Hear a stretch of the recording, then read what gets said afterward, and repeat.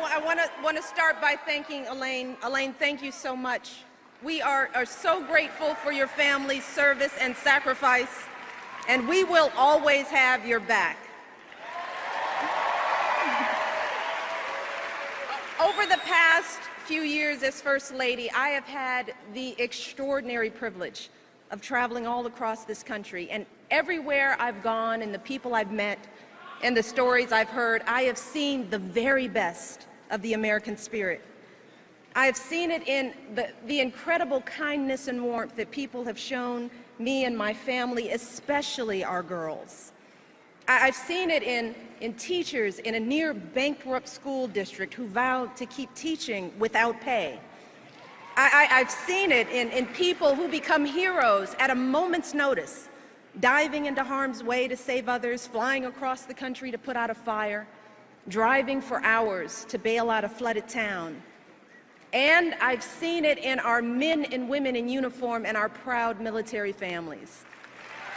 In wounded warriors who tell me they're not just going to walk again, they're going to run, and they're going to run marathons.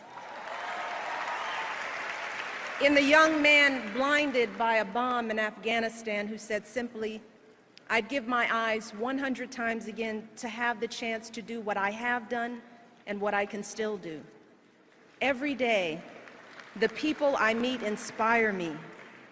Every day they make me proud. Every day they remind me how blessed we are to live in the greatest nation on earth.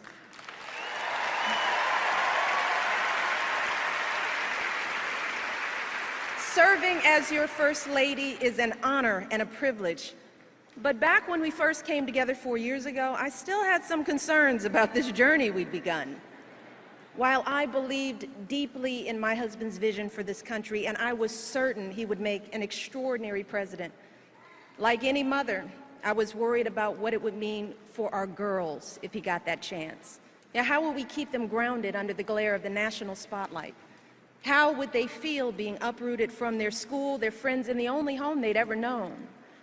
See, our life before moving to Washington was filled with simple joys. Saturdays at soccer games, Sundays at Grandma's house, and a date night for Barack and me was either dinner or a movie, because as an exhausted mom, I couldn't stay awake for both. And the truth is, I loved the life we had built for our girls, and I deeply loved the man I had built that life with, and I didn't want that to change if he became president. I loved Barack just the way he was. You see, even back then, when Barack was a senator and a presidential candidate, to me, he was still the guy who picked me up for our dates in a car that was so rusted out, I could actually see the pavement going by in a hole in the passenger side door.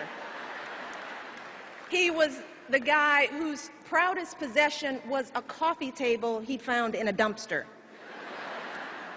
and whose only pair of decent shoes was a half size too small. But see, when Barack started telling me about his family, see, now that's when I knew I had found a kindred spirit, someone whose values and upbringing were so much like mine. You see, Barack and I were both raised by families who didn't have much in the way of money or material possessions, but who had given us something far more valuable: their unconditional love, their unflinching sacrifice, and the chance to go places they had never imagined for themselves.